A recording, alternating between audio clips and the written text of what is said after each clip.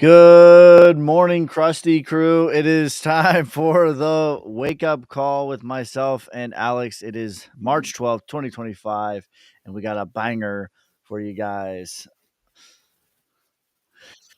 All right, banger. I'm a 7 out of 10 today. You didn't 7 ask, out of but 10, better than last time. I think you were a 3 out of 10. You were in the something slumps like the that. last time. But Alex is feeling good because U.S. inflation falls to 2.8%, lower than expectations. We, of course, know that that's not real inflation, but that's what they're calling it. And that's all that matters. Yes. The number that they call inflation is 2.8%. The expectations were 2.9%. And is this bullish? I've been thinking about this out loud. It the bullishness in this is that it accelerates potential rate cuts. Um, what would lead to inflation falling to 2.8% is the question that I'm asking in my mind, and it's a lot of the slashing that has been happening with the Department of Government Efficiency, with the Trump administration. And so I don't think this is a true sign that inflation is actually coming down, but more of a sign of just of cuts happening. So hey, you know what? We'll take beating Beating expectations. expectations is So good. The number that they call inflation is good, which to me, I mean, how they measure inflation is the most fraudulent thing that has ever existed. But, you know, pretty much. and I think you know, it's the classic case of the predator and the prey, and I'm very much convinced that the apex predators know well in advance what the numbers are going to be well before we do. Um, so Yeah. that's a hill that I'm willing to die on, and there's nothing that can change my mind on that. But it's a good sign for until the next time, I guess. Find out next time on Dragon Ball Z. Oh, Until Senator next time. Loomis reintroduces the proper Bitcoin Strategic Reserve Bill, the one that we all know and love, and the one that where the United States buys 1 million Bitcoins. Okay, Senator Loomis. I'm not surprised that Senator Loomis would be in favor of something like that, or would propose something like that. She's been a longtime supporter of of Bitcoin, of the United States being a leader in Bitcoin, and Yeah, so no surprise, no no surprise at surprise. all with that. I've made a video yesterday and also talking about this. I actually think by the time that they pass this, it's going to be the top. Uh, it's probably going I to be wouldn't a be good surprised. solid 6 months before this actually, they're going to swindle in 17 bazillion other things with every single congressional member and every constituent. And they're going to swing all this stuff in. It's going to take them a good bit of time to get past. And in my opinion, it's probably going to be the top. So, but long term, it's a good thing. Russia's central bank allows limited crypto investments. I mean, Russia doesn't have that big of an economy, but it's just, it's something. Okay, it's something. Yeah, cool, man. Russia, good job, Russia. All right, let's play everybody's favorite game of bull or bear. All right, the 4-year cycle is over. Bull or bear? I don't know what to say. Bull or bear? I am not a believer in the 4-year cycle, and so I'm a believer in cycles, in monetary cycles. I'm a believer that the Bitcoin halving has an effect on the price of Bitcoin, a positive effect. So I guess I'm a bull, but on that statement, but the cycle has never existed in my mind.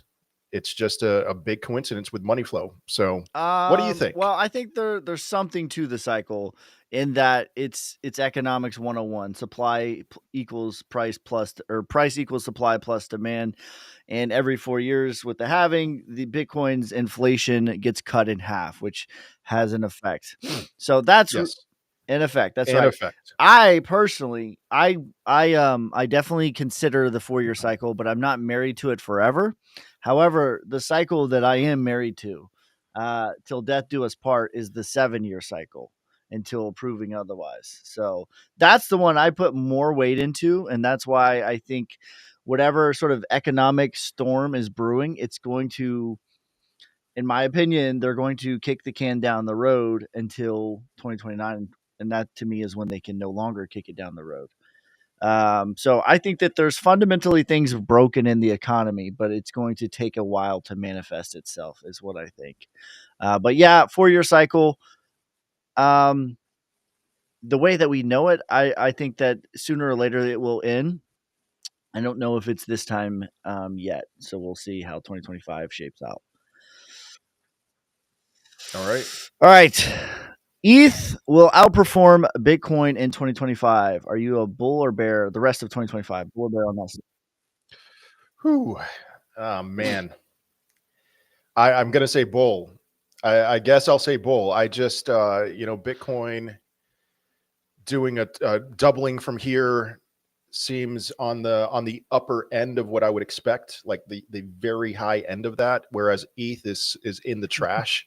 And so ETH doubling would still not be an all-time high. So, if you're going to force me, I will say yes, bull to Yeah, that I would agree. I statement. think that Ethereum will outperform Bitcoin for the rest of 2025. 138 is my medium case for Bitcoin. That's been my target for a while. I think that's the highest um, probability that Bitcoin goes to. But you can talk me into 207,000 is my most bull case.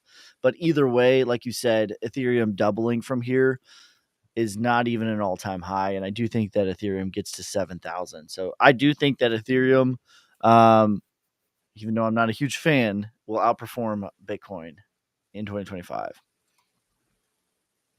All right. All right, bull or bear? Bitcoin is actually a hedge against inflation. Yeah, I'm definitely a bull on that statement. It's just we need to think in terms of time frames, because we saw what happened in 2021. The CPI report in November of 2021 came in exceedingly hot. And so shouldn't Bitcoin have pumped when that happened? And in November 2021, when that CPI report came in over 6%, that was the end.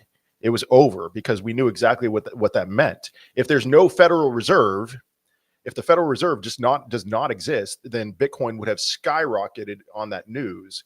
But because of the market being what it is, we have this thing that plays itself out. All right, if inflation gets too hot, short term, the Federal Reserve is going to take action to cause that to come down, which is going to introduce a lot of pain and a lot of risk off activity.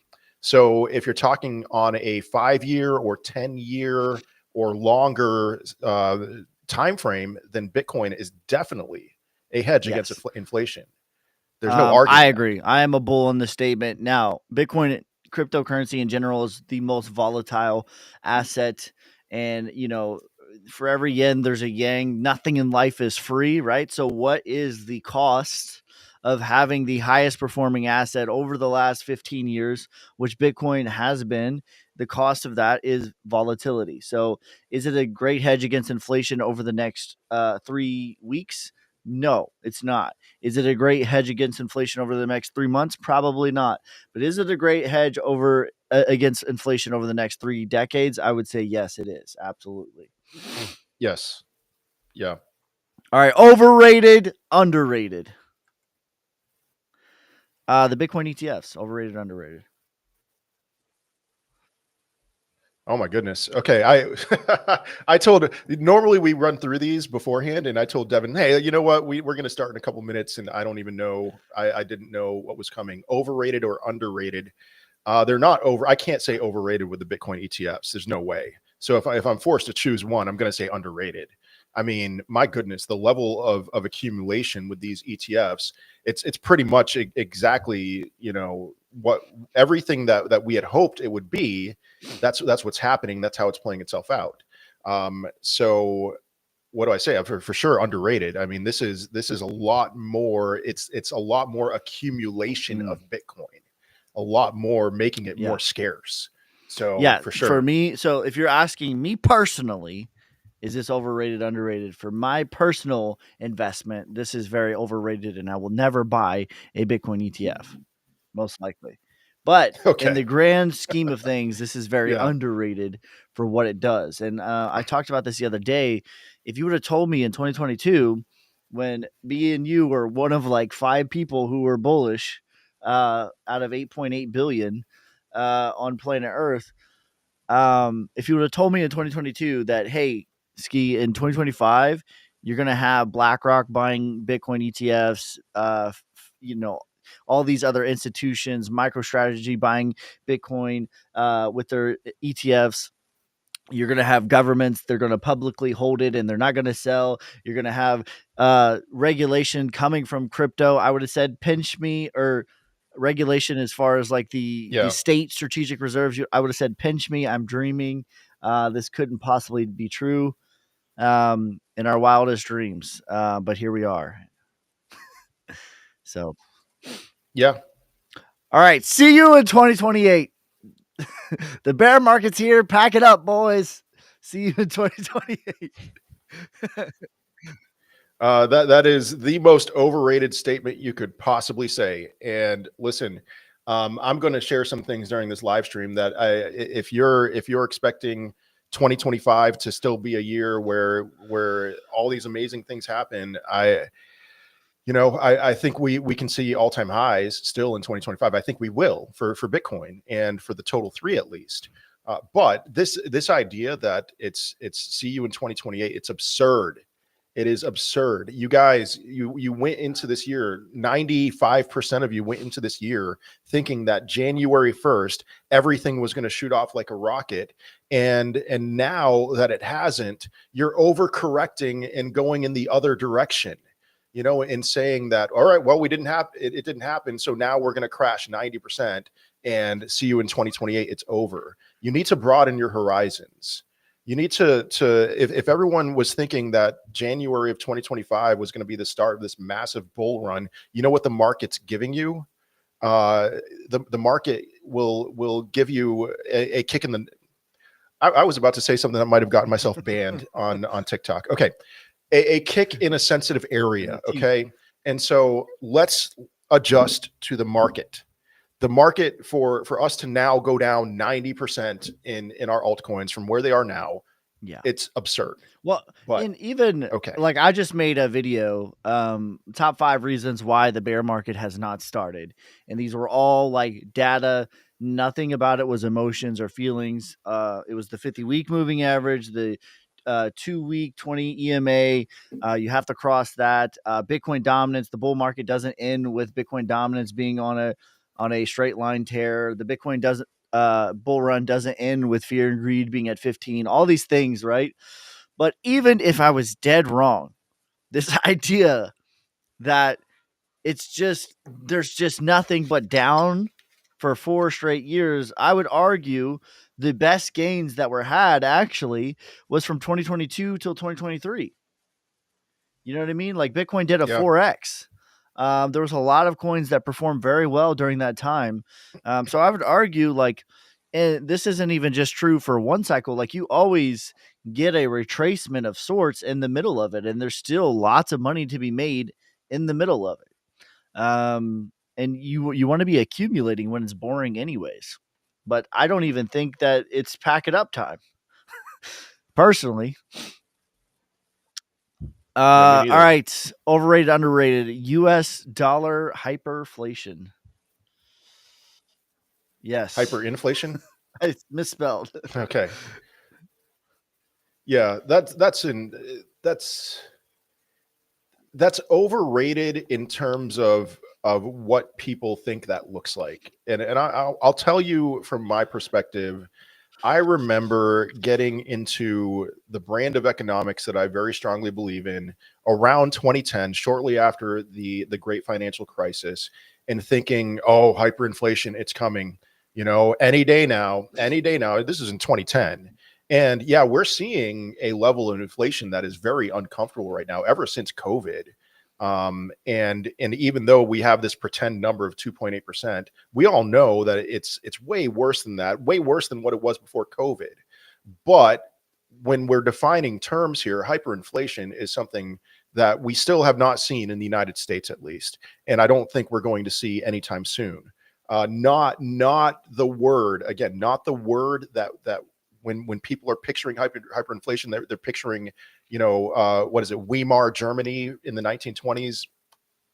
That's not Yeah, imminent. I would agree. I am, one of the biggest haters of the US dollar, known to man. Yeah, I do not believe in our fiat system. I do not believe in it. I think it enslaves regular people.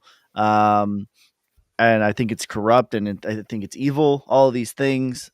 But hyperinflation, where you go into a restaurant and you pay your bill before you eat so that the price doesn't go up, type things, I don't think is ever going to happen. yeah, What it's more like is it's more like boiling a frog with room temperature, and then you raise the heat and the frog doesn't notice. That's really what it's more like. yeah, It's more like how we see the DXY going up, even though all of the currencies are going down in value. 100%. All right, it's time for the charts. Oh, Okay.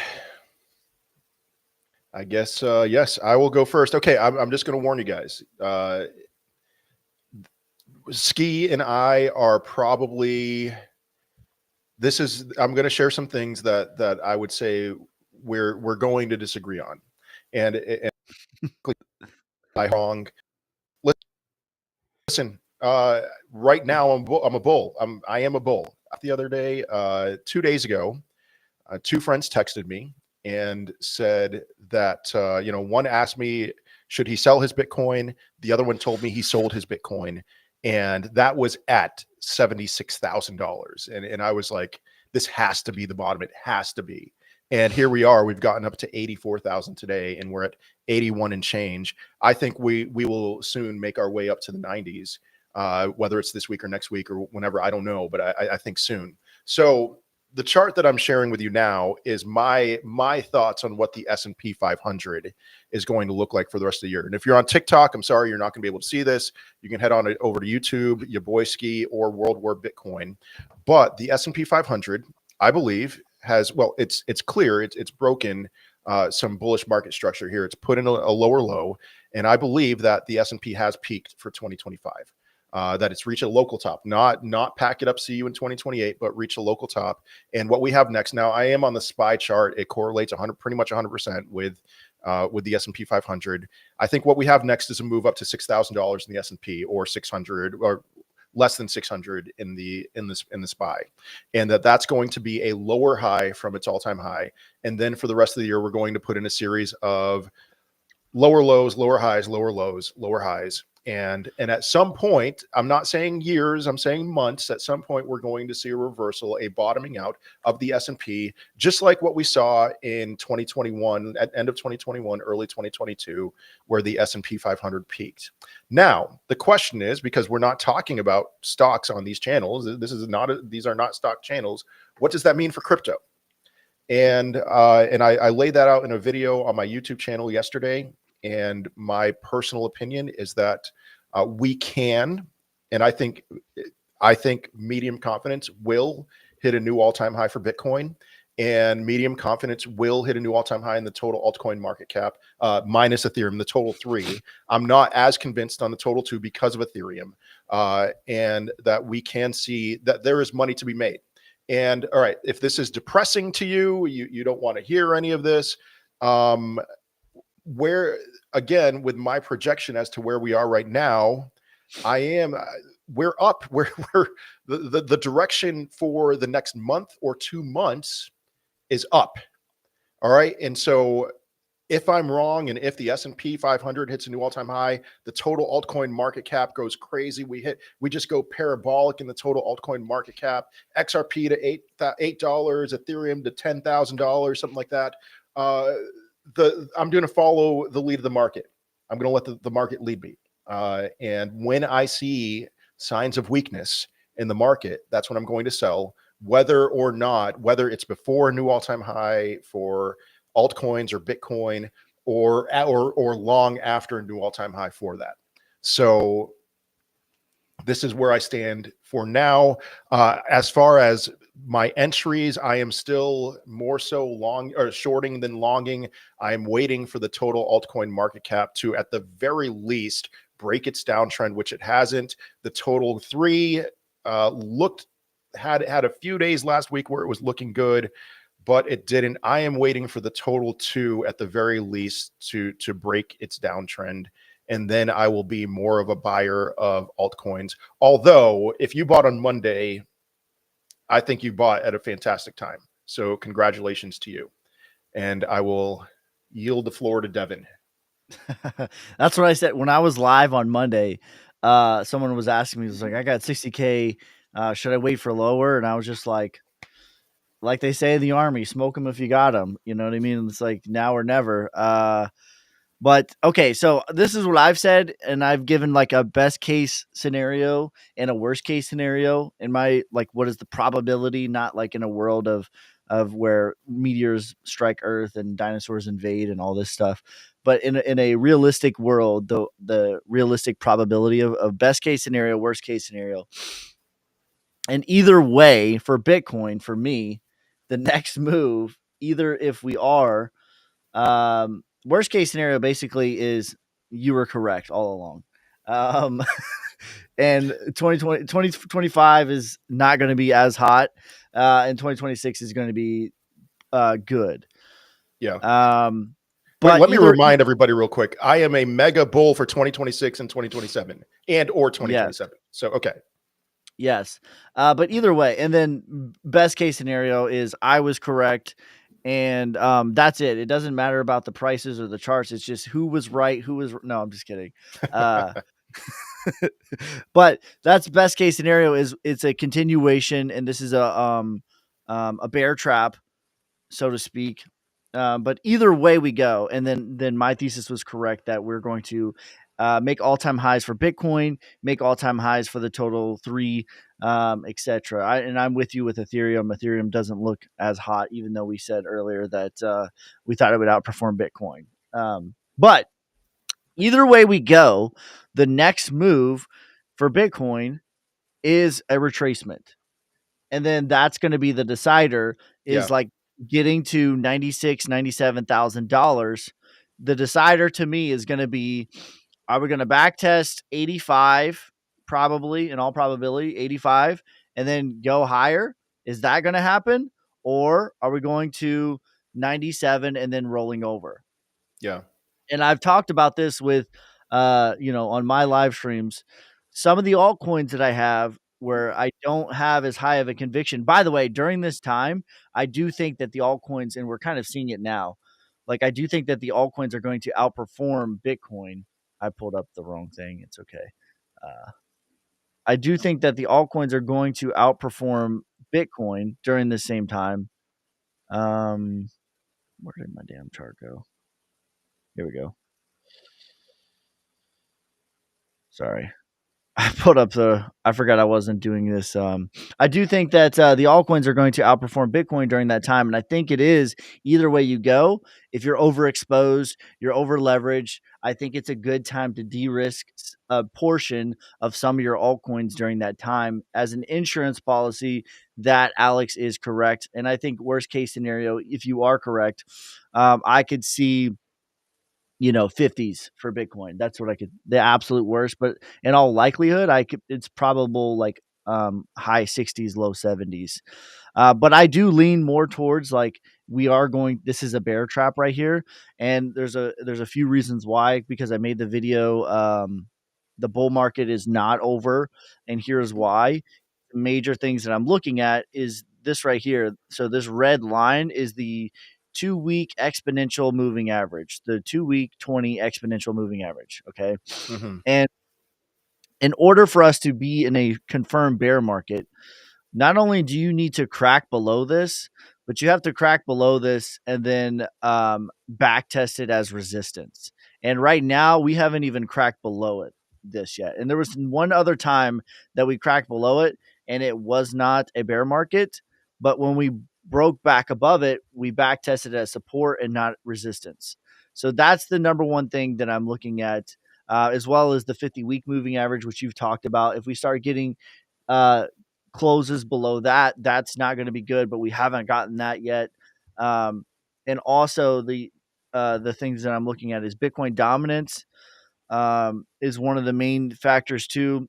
Like bull runs do not end with fear being in the teens and with Bitcoin dominance being at what I think is distribution. They would end at, I'm not saying we're going to 20 or 30, but at least to the 50s, somewhere in there is what I think. So this to me is not how a bull market ends right here. So I'm definitely leaning heavily towards my thesis, Yeah. and I'm not a believer in the stock market. And I've said that I have way less conviction in the stock market than I do in cryptocurrency and in Bitcoin. But either way we go, the next move is Bitcoin going to $97,000, and we're either going to back test and go higher, or we're going to roll over. Either way we go, I think that's a good opportunity to de-risk some things that you're overexposed on during that time, because I do think that the altcoins during that time, either way, are going to outperform Bitcoin. Yeah. So we are 100% aligned short term. And there's a lot of, it's interesting. I mean, there's a lot of support below and a lot of resistance above. I mean, okay, you pulled up my chart. I wasn't planning on talking about that. I mean, so a lot of resistance above, a lot of support below. We have the 50-week moving average, which I have talked about that as the make or break point. I would say if we see a weekly close below the 50-week moving average, then the direction after that is lower. Devin says, worst case scenario, $50,000. I'm sorry to say that, we talked about this a lot. I think it's more going to be more like 30,000 if it's over for if 108 was the peak local top. Okay. So, but in the short term, I mean, it's going to be really interesting to see who wins this battle, because ton of support below the 50-week moving average, the previous all-time high, which we could, if it was, we could still be bullish and wick down to around the early 2024 all-time high. And then the resistance above, where I'm telling you, there's a lot of people who are going to be eager to short Bitcoin when it gets up to the levels that Devin's talking about. So where do we go from there? We'll just have to wait and see. I would love it if there was some mega bullish catalyst that would send us higher. Not that we need that, but something that would allow us to break through those mid 90 ranges. But personally, I mean, I have a great deal of confidence that we will see the 90s at the very that's what's next. That's what's coming, and then we'll see about after that. Yeah, and I think we're in agreement on short term, and that's going to be the decider. And that for sure is where I'm going to let the market lead me. Like, I have my thesis both laid out, and I'm going to take action either way we go, so that either way that we go, I'm going to be in a good position. Because even if it's the bull case, like de-risking, like, guess what? You're going to have a pullback. You know what I mean? And if it's bear case, well, you de-risked and you still have an insurance policy of, a moon bag, so to speak, if it goes higher. The reason that I want to talk about the 30K a little bit, because I think that this could be good. The reason that I disagree with this, and I talked about this on my live stream, because you're not the only one that is saying this. The reason that I disagree, and I'll see what you think. I think there's 5 like key components. Structurally, I'm not going to say it's impossible, but I'm just going to call everything improbable. Structurally, I think it's improbable, and I'll talk about each one of those. Fundamentally, I think it's improbable. Technically, I think it's improbable. And then tokenomics wise, I think it's improbable as well. So let's start with tokenomics. And do I have my chart or your chart? I think I have your chart. Yeah, And mine is I'll showing right give now. we're gonna do a live debate here. It's Okay. impromptu. Okay, so last time we were at 30K was in October of 2023. And just think about what was going on during October of 2023. So, from a fundamental perspective, there was no, we talked about how bullish the Bitcoin ETFs are. Yeah. That wasn't a thing back then. There was not institutions buying, there was no state governments buying, there was no, none of that was a thing. And from a tokenomics perspective, that wasn't a thing. And this was like in the depths of despair that was at 30K because this was right after the war in Ukraine started. The inflation was double on Bitcoin Yep. during that time. So I think it's improbable from that perspective. And then when we look at what generally happens is you typically go to the prior all-time high, and Bitcoin's done that a few times. Even last time, you would say that the all-time high was 20, but I would say the base of the move was exactly where it went to, $16,000. And then also from a technical perspective, that's a lot that we got to get through. What is that? 1,500 days if you count all of this over here. So you got 400 days right here, plus 260 days of support to get through it. I mean, it's possible, but I don't. I hope that I'm wrong, by the way, because I'll be selling my truck, and I'll be selling all of my possessions, because even at 30K, my conviction does not change on Bitcoin. But Bitcoin yeah, could go that's to why. sorry, Bitcoin could go to $2,000 and my conviction would not change on Bitcoin. Yeah, So all right, I understand all that. And I mean it is I have said, I mean the 50 to $60,000 bottom, bear market bottom, it's a compelling argument to be made for that given the price history where we've been. Now, the thing that I would say in response to that is that we have existed in the entirety of Bitcoin's existence in one paradigm, and that paradigm has been zero, no recessions, zero economic major issues aside from the week that we had a recession during the COVID crash, and then insane money printing after that. And so I'm sticking to one argument instead of your five. So I think if there were a moderator of this debate, they would give you the win. I fully acknowledge that. We are entering, I believe, potentially a new paradigm where Bitcoin enters a recession in the stock market, where the not Bitcoin enters a recession, where the global economy enters a recession. And we have not yet functioned in Bitcoin's entire history in that scenario. So I think that yes, that it would break through all of that and get down to about $30,000, maybe even lower. But we'll see. I hope you're right. I hope you're right. Truly. I hope you're right. Truly, I hope that you're right. I would say to that too is like, I know in 2022 they changed what the definition of a recession is. Yes, Like, but we did experience a recession in 2022. we had a recession in 2022. And look at what happened. So my counter argument to that is, look at what happened. Bitcoin went from $45,000 to $15,000. Yeah, but it was on top of, that's what I said in over here. It's like, this is the base of the top right here. Like, this is the wick. But when you look at like where, I mean, if I go on the weekly, like it's on top of the highest weekly candle is where we went to. So I don't know. Fair point. But I hope you're right. I hope you're right, but I respectfully disagree.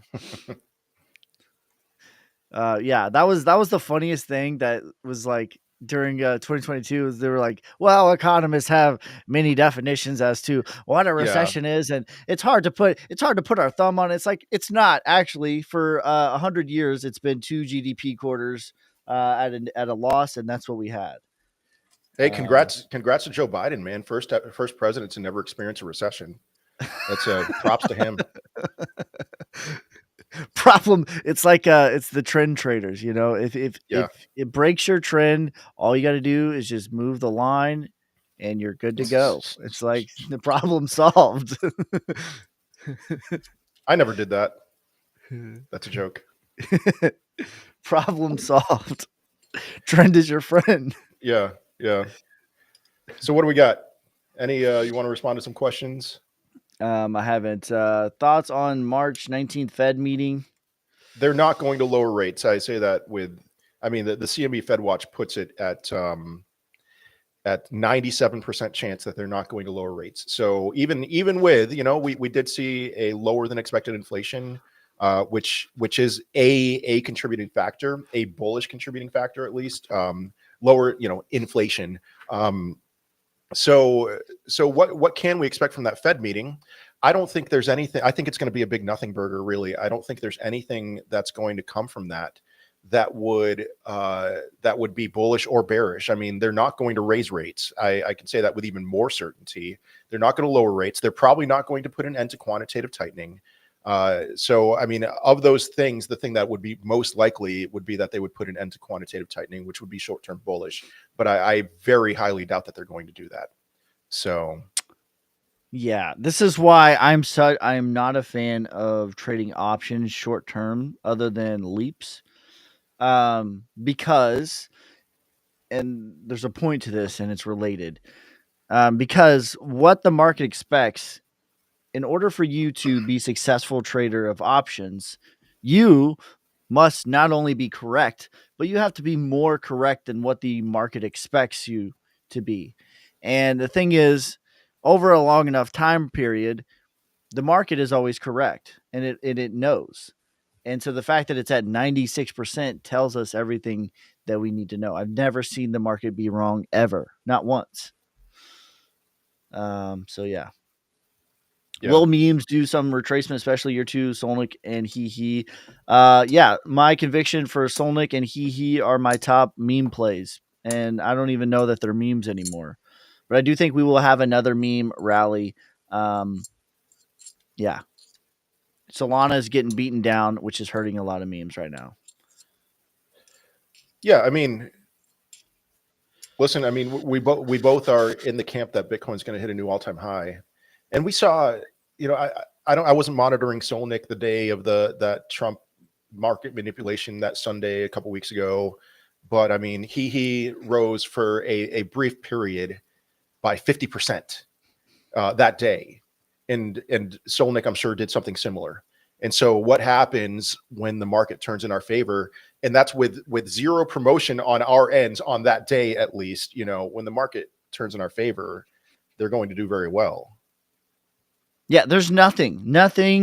I wish that people would, if you could just learn one thing from me, it would be this one thing. There is nothing like price to change how people feel about something. We could have the most bullish news known to man, and if Bitcoin drops below $78,000, people are not going to feel good about it. And we could have the worst news known to man, and if Bitcoin makes a new all-time high, people are going to feel amazing. There's Yeah. nothing in this world that changes the way that people feel about something like price. Yes. 100%. Um, can we DCA into alts?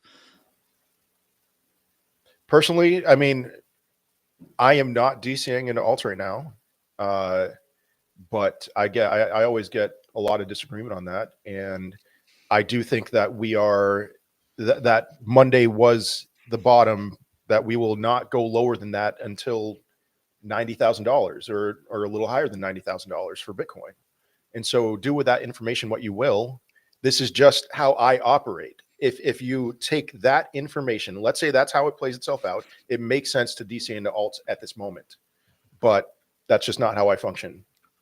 Well, I would say, yeah. So you have to kind of understand like where Alex is versus where you maybe are. Alex does this full time, and he looks at charts and he trades and he does this full time. And I would say for the average Joe, I think that DCing is the best strategy. I think that you should, for the average Joe, do your due diligence up front into coins that are good fundamentally with low to no inflation, aka good tokenomics. And I think DCAing takes the emotional warfare out of the game. Both of Alex and I are in agreement that the next move is up. So I think for you, it's a deeper question. Like, what do you have that you can stand to be without for the next 3 years? If it's like 3 weeks, or if it's like you're messing with your rent money, the answer is absolutely no. But if you can afford to be on the sideline with something for 3 years, that should be your time horizon, because crypto, um, at no point in time, if you would have bought Bitcoin for and held it for 3 years, would you be in the red. So that should be your minimum time frame. And if that's your time frame, then I would say yes. All right. I know that I'm not trading. I put this out. I am not trading until the Yeah. 16th. Okay. Specific date. What's today? The 12th? This 12th. So tomorrow's the blood moon. The last Yeah. blood moon that we had was when FTX went to 0. Okay. So All right. I'm not messing around. I'm not getting liquidated, because I think that people are going to get got both ways, up and down. I think that there's going to be lots of volatility, and I'm going to let this sort of window of opportunity, you might say, pass, and I'll be looking for spot buys, spot dips. And then when we get into like the 16th, 17th, I'll start trading again. Yeah. I'm very hesitant. So I am in a few shorts that I opened when Bitcoin got to the 200-day moving average. It got up to $83,500. That's where about the 200-day is. But I'm looking to close those like today. I'm very hesitant. I don't want to go to bed with a single long or short open, which I did last night, and I regret it because just added stress. So my trades are like our trades if a certain cryptocurrency gets up to a specific level, for a short or long. I have some limit orders open on longs as well. So it's just a matter of like where I think the value is. Yeah. Yeah, that's what I'm a value investor more than anything. Is I just look for values, risk to reward. But yeah, I'm being very abundantly cautious. I don't live in fear. Fear and caution are not the same thing. I think fear is your enemy and caution is your friend. And right now, I have an abundance of caution, Yeah, especially with trading for the next few days. in both directions. Both directions. That's right. I'm not longing or shorting. I'm just going to let this window pass, and then I'll look for opportunities. Yes. Will the dollar keep getting weaker? Will countries start selling bonds, making it weaker, thus causing the same effect as rate cuts? Um, I mean, sure, anything's possible. It's really interesting. I mean, thinking about what's going on with the DXY right now. I mean, I'll pull up my chart. Um, it, I don't know how to operate in this environment. This is new to me. Seeing the DXY basically over the last I mean, really the last 9 months being perfectly correlated, not perfectly, but very much correlated to Bitcoin. When did the DXY peak? It peaked on January 11th, and Bitcoin had that scam wick up to 109 on January 20th, and then it's been going down, and Bitcoin's been going down. I don't know. Like I guess the answer to this question is I'm sorry, I just don't know what to make of this. Do you have any thoughts, Devin? Specific, specifically with the DXY, I put out a tweet the other day, and just talking about the stock market's crashing. Bitcoin was crashing. This was like before we had our rebound, obviously. And the DXY is all crashing at the same time. And I said, one of them is lying. Yeah. And my guess is that the DXY is telling the truth. So that's where I'm hedging my bets and I'm taking cautious action. If I'm wrong, like I said on the retrace, I'll be looking to de-risk some of my altcoins. But yeah, that's my bet that the DXY is telling the truth. This idea that countries, specifically to John's question, this idea that countries will coordinate and actively sort of attack the dollar, and that would have a secondary effect of basically being like rate cuts. I think that's been happening since 2022. There's been an active attack on the U.S. dollar from other countries. So yeah, like whoever has the most powerful currency controls the world, and that's basically what it really is. And that's kind of like bleak and dark, and Yeah. there's wars that are fought over this, and there's a documentary called All Wars Are Banker Wars. And I would agree. I cannot think of a single war that was fought that did not come back to the Federal Reserve and to money. But yeah, I think that this is actively happening. The idea that it would have the same effect as rate cuts, I'm not so sure, because I'm not a fundamentalist like that. But that's an interesting thought experiment. Yeah. Um, yeah. Can parabolic bull market prices transfer to 2026 if necessary by the end of this year? Yeah, that's what Alex's main thesis is. And Yeah. I That's been my thesis for a while. and I'm But I'm what are you? definitely open to that possibility. That's my worst case scenario. Yeah. Um, but yeah, I'm definitely open to that possibility. And I've So said this 100 times too. Go ahead. no, go ahead. I'll say what I'm going to say after that. I've said this 100 times too. It's like time is real for us. Time is real, because we want to get a boat, or we want to put our daughter through college, or we want to pay off debt, or get a new house, or whatever. And time is real for us. But here's the deal: time is not real for Bitcoin. Yeah. So the idea that it has to forever stick to the 4-year cycle, Alex never believed in it. I don't think that that's true. It's not real for crypto. It's only real for us. Yeah. It's just, it's the thing that I've been saying. So I did believe I was a big believer in the 4-year cycle in 2021. And then I got humbled big time. Because I was one of the 99% of people who thought that Bitcoin was going to go over $100,000. And so as I was thinking through, like trying to learn my lessons from 2021, it was one of those things I looked at a wide variety of things, and I came to this conclusion that there are other factors other than the halving, which is a conclusion that everyone should make because that's just true, that there are other factors. And so the timeline is not something that I'm married to, as far as it must peak by the end of this year. I am much more of a mindset that just with the flow of cycles, of money cycles, not the Bitcoin cycle, that the probability of us reaching a period of euphoria during a 4-year window is very high.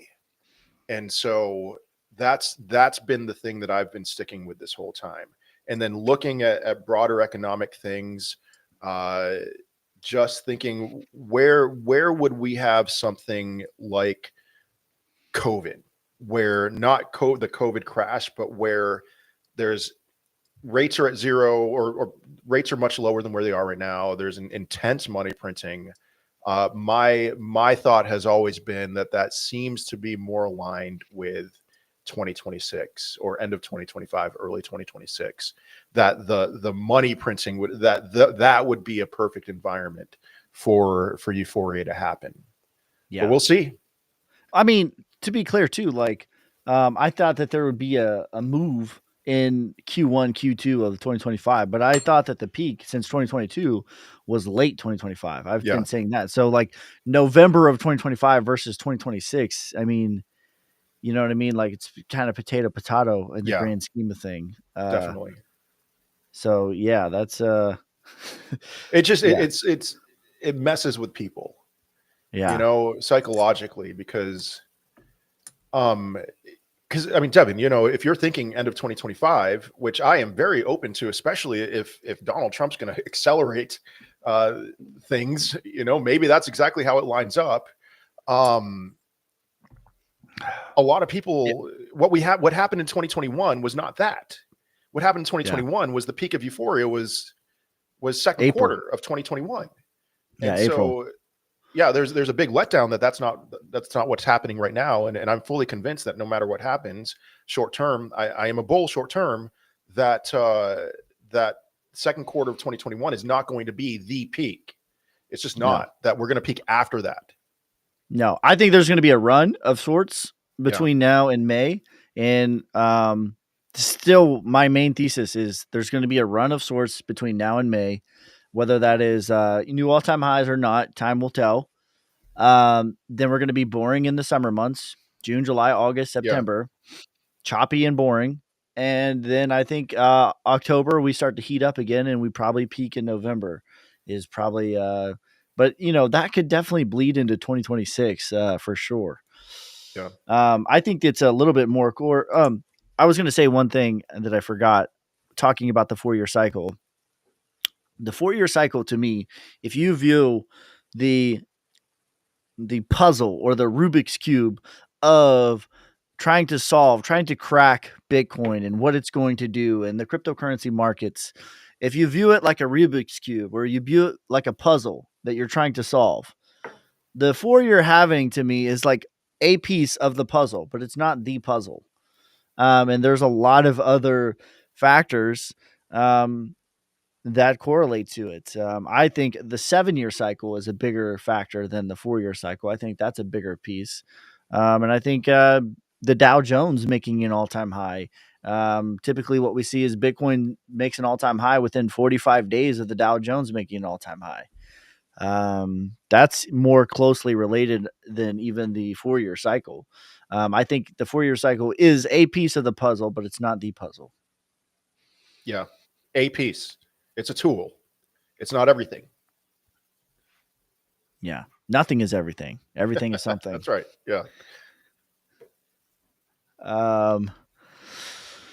Good morning. Still keeping my Solnick for 20 years. So I can buy Devin a beer. Staking is coming out soon for Solnick. So we're working on that right now. We got a team of developers working on things. So that's going to be cool. And we have a big partnership that I've already signed the contract in. We're just kind of trying to time the market a little bit we're going to wait for a higher highs and higher lows, a confirmed break of downtrend.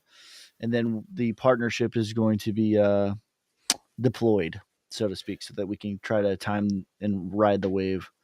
I have a question for you to post here. Is this just changing opinion on what happens until it's finally right? I want to address that. I mean, personally, on the larger scale, I have not changed my opinion. But here's something that I will say. So there's an account I follow on X who called the peak in December and has been a mega bear since then. And then recently he saw price action and for some reason decided, you know what, I actually believe that we're going to hit a new all-time high with Bitcoin, even though, I mean, he at one point he was like, this is going straight down. It's plummeting down way lower than any of you would expect. And then recently he's changed his tune and said, I think we're going to hit a new all-time high first for Bitcoin, and then we're going to plummet down. And I was really struck by something that a response that he gave to somebody commenting in the comment section of his tweet, which was like, you know, what do you do? You're a flip flopper. Oh, you're such a flip flopper. And he was like, yes, duh. That's exactly what I am. I am not going to marry myself to any concept. I'm going to respond to where the market goes. And you want to call us a flip flopper. Market changes all the time. There's a comment. You want to call somebody who takes in new information and processes that information and then comes to a slightly different conclusion, a flip flopper. That's on you. All right. But that's what we have to do. I would say, and if we don't, we're going to go down with the ship. Yeah, I would say so. Me nor Alex, like I've had the same thought since 2022. So I haven't changed my perspective at all. Um, and Alex has, as long as I've known Alex, it's been 2026. So Yeah. neither one of us has changed, but I would say like, yeah, you should be wary of those who are married to ideas and do not change their perspective based off of new ideas. You know what I mean? That's kind of weird if someone is like just so hell bent on being right and it doesn't matter what the data is and it Yeah. doesn't matter and they're not willing to change. Like that's just ignorant. Uh, That's Capo. That's Capo in 2023. If you don't know who I'm talking about, Il Capo de Crypto has almost 1 million followers on X, the biggest grifter of all time. Everyone knows he's a pretender, and he had Bitcoin had to go down to $12,000, and he would not let go of that for how long? I mean, almost a year. As Bitcoin was climbing, it kept on climbing. It got up to $50,000, and he's still like $12,000. And those are the people you should avoid more than anyone yeah, else. Alex and I both deal with a troll that this person was thought that we were going to $3,000 at 16,000, at 20,000, at 25,000, at 30,000. I didn't hear anything from them until this recent pullback from 109,000 back to 80,000. That's the first time like it's like they came out of hibernation or something like Yeah. that. But yeah, those are the type of people that do not change their opinions, and they exist on both sides of the aisle. Oh yeah, You don't want to be a bear or a definitely. bull. You want to be a freaking savage, man. You don't. Good morning. 72K first or 98? Do you know? 98 for me. 97 is the real number. But yeah, so that's a close one actually. 98 would be Man, more probable to me. I have a lot more confidence if that number was 95. Right. I would say I have a lot of confidence 95 first. 98, I would still say 98. Yeah, but just the level, the amount of resistance between like a 95 and 98 is Even rough. 72, I would say like if it were 75 Oh yeah, or 98. that's right. Yeah. Yeah, I have more confidence in if the number was 96, I would be almost not guaranteeing, but pretty the closest thing that you can. But 98, yeah, that's a decider. That's what I said. I think we're going to 96 or 97, and then we're going to decide: was that a bear trap that we just experienced, or are we heading into a bull trap, or are we going to go into a bear trap? Because even at 96, 97, I do think there's going to be a bear trap if we're going higher, and there's going to be that was the bull trap if we're going lower.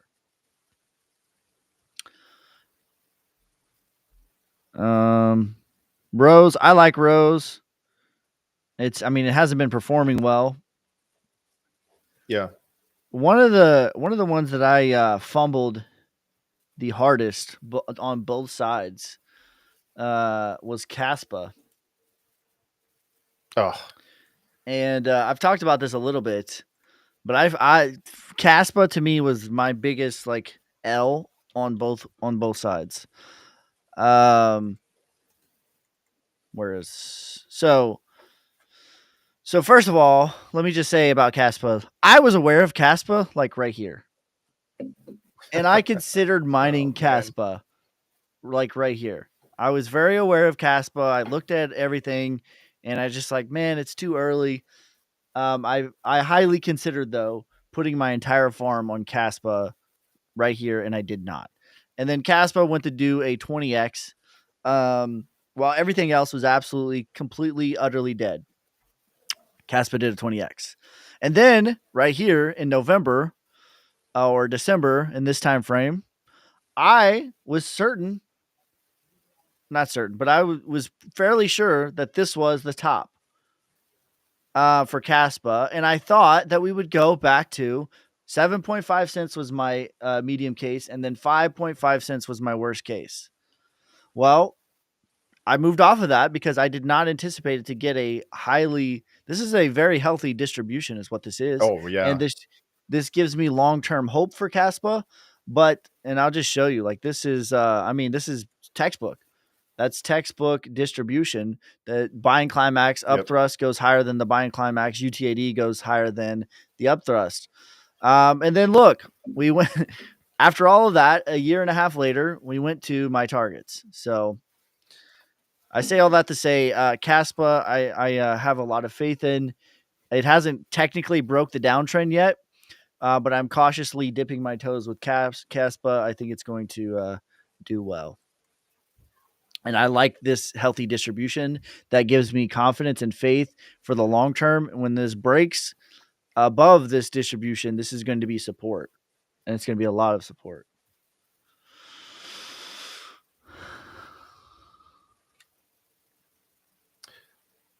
Yeah. I I have nothing to add to that aside from I saw Caspa pump like 25% yesterday, and I was eager to short it, but I didn't get it Yeah. filled. So woe is Woe me. is me. Yeah, be cautious. Like, wait for it to. This is still technically a Yeah. downtrend, but I do think that this is the selling climax of Wyckoff, and then I anticipate some chop. That's what I anticipate. This is basically the move that I think Caspa is going to do, especially because it got this super healthy distribution. I think that that's a good sign for long term. I have a question from my chat on TikTok here. Would you mine with GPUs at the moment?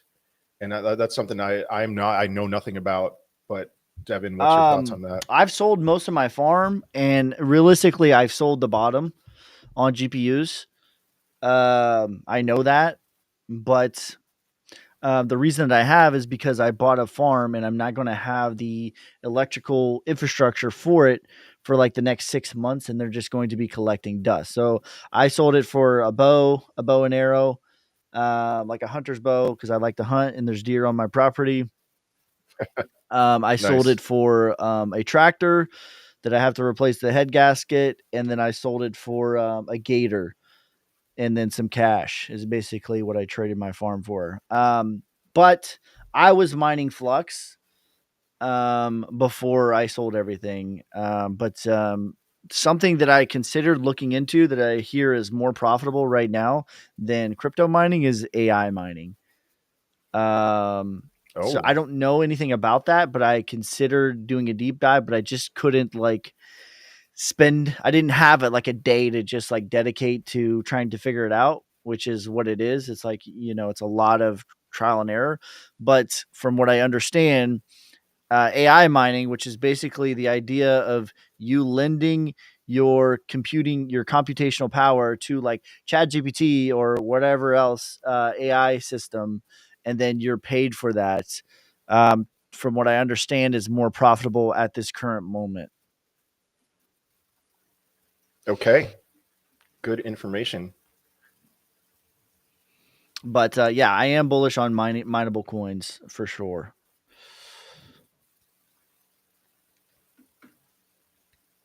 As I do trust you as All right. influencers rare these days, but if things can always change, it makes uh, advice worthless unless we maybe know what needs to happen to push those narratives to change. Well, we're talking about the stipulations that we're looking for. I, like for me Yeah. personally, I'm outlining a best case scenario, worst case scenario. Here's what we're going to see either way. Here's the action that I'm going to be taking either way. If it's best case scenario, here's the action that I'm going to take. If it's worst case scenario, here's the action that I'm going to take. I mean, I I disagree with that comment. That's a difficult one to deal with. It's like I think we both have enough of a track record to, you know, we both turned bullish at the bottom in 2022. We both took profits in December, despite our perspectives. So. Yep. But appreciate your kind words. You added Caspa to your top three, not XYO. Let me clarify that video that I made. I have an entire list of coins that are my top value plays at this current level, at this current Fibonacci, at this current Wyckoff. what I was saying is with this recent dip, XYO is already on the list for me. With this recent dip, here are the 3 coins that were not on the top value plays, but have dipped into a top value. And I'm basing that off of Wyckoff and Fibonacci. I consider anything below the 236 to be extreme value if they're good tokenomics. And what I was saying was Caspa during the recent pullback pulled to my macro targets. And I was saying the other 2 were Link and ADA. They pulled back below the 236, so I added them, and I believe in them all long term. But XYO is already on the list. There's a whole I have 27 coins or 22 coins, whatever it is. I don't know what it is, but there's 22 coins that I think have low to no inflation, good tokenomics, and are at a good place in Wyckoff and Fibonacci's. All right. Yeah, people were confused. People were like, why didn't you add Solnic? It's like Solnic's already it's already there. Must mention Solnic every time. It's like Solnic is already on the list. Yeah. So I'm just looking at some comments here. These are the coins that I added that were not on there that are now on there that slipped into value. Extreme. So sorry if I did not clarify when I was making that video. Redstone. I looked at Redstone yesterday. There's not enough data for me to give you any projections on that, brother. Yeehaw! Thanks for the hat and mustache. I saw a comment about White Rock. Just stay away from it. You know, it's been weird. It's been really interesting. It got up over $1 billion. And then all the stuff came out about Prometheus, one of the founders of Syncus. That news alone caused it to go to 300 million, and then last time I saw it was at 750 million market cap, and I'm like, my goodness, I wouldn't touch it anymore, you know. So, another question about Render. Were you going to say something? Someone asked me about Solana, so I was just looking up the chart, but you could go ahead with that. I just want to give some thoughts about AI cryptos that, at least AI cryptos that existed in 2024, before 2024. So for example, Render. Render is the price of Render, at least, is very, very heavily influenced by NVIDIA. As NVIDIA goes, so will Render, AOS, Fetch AI. If you look at the NVIDIA chart a year ago at this time, I mean, it was off the chart. It was euphoria. It was just straight up euphoria. And then if you look at it now, it's just clear distribution, and it looks like it's peaked. And so because of that, I think AI cryptos as of right now are some of the worst plays. AI cryptos that went through the bear market, like Render, Fetch AI, et cetera, that went through the bear market are some of the worst plays, and that they have further down to go than up. But that's not charting. That's just opinion. So, to the person that asked me about Solana, I'm looking at the chart right now. It's at the bottom of the range. There's a lot of support here. Yeah. I believe in Solana long term. And I think that this is a decent value. I've said that I don't think that Solana is going to these crazy numbers. I think $500, if we're lucky, is where it's going to go. But the ecosystem, from it doing even a 50% move, you're definitely going to feel that. Yeah.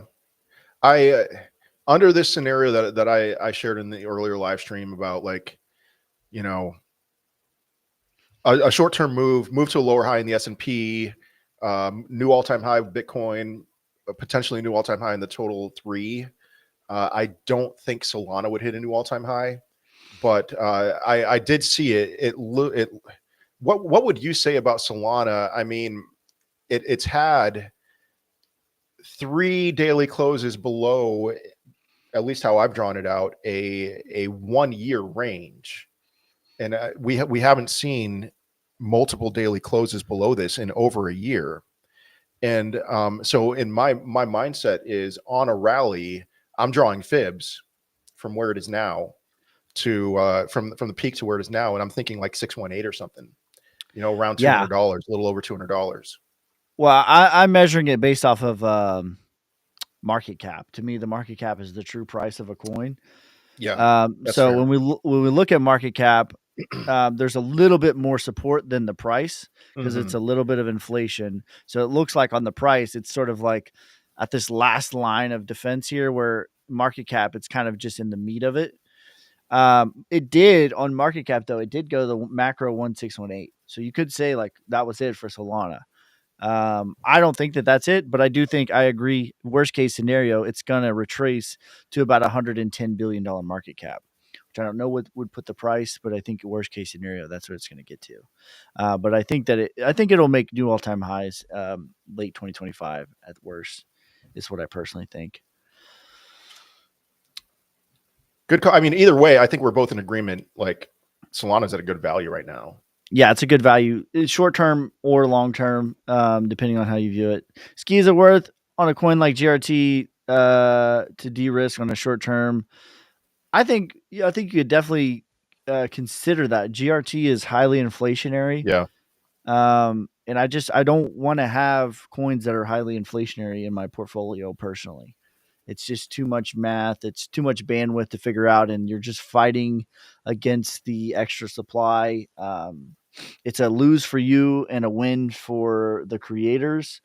Um, so yeah, it's just it's an uphill battle with bad tokenomics. I would say at this moment. So I've been thinking about how to navigate through this a potential reversal, which I think, you know, again, I think Monday was a local bottom, and my strategy with trading at least is to stay the course. That we're in a downtrend on coins like GRT, and so I'm looking for shorts more than longs on GRT, and then when we see a reversal, what we're going to see is coins that are have more structure, have and better tokenomics that will reverse first, and that's my signal to stop shorting something like the graph.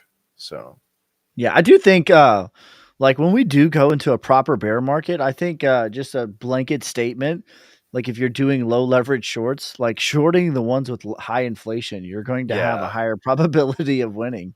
Oh man. Uh but yeah, you know, in the event that Bitcoin goes to 96, 97 and you want to de-risk a little bit, it would probably make a move during that time to de-risk.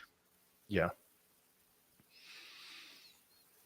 And you could hold a moon bag, but yeah, always if you're overexposed to something or you put too much, you know, take profits as you go up. Alrighty. All right, guys. Well, that's gonna be it for this time. We will be live. What is today? Friday? Friday. Yeah, we'll be live Friday. I don't know Alvarez. I don't know what's up with that. Maybe he will be here on Friday. But if not, me and Alex will be here. But yeah, make sure you guys like, subscribe, follow us on YouTube and TikTok and X. I'm also on Instagram. Yes. Twitch. And my turn. We will not message you. My turn with saying we will not message you. If somebody messages you, it's in claiming to be us, it's somebody from Pakistan or Afghanistan or Kyrgyzstan, Uzbekistan, Kazakhstan, Turkmenistan, or Tajikistan, but not us. Not us. We're not gonna message you. Yeah, it's funny. Like your profile picture is literally a text saying, "I will never message you," and the scammers still copy you. Yeah, with that exact profile picture. Oh my god! All right, guys. I appreciate you guys. Peace, love, prosperity. God first.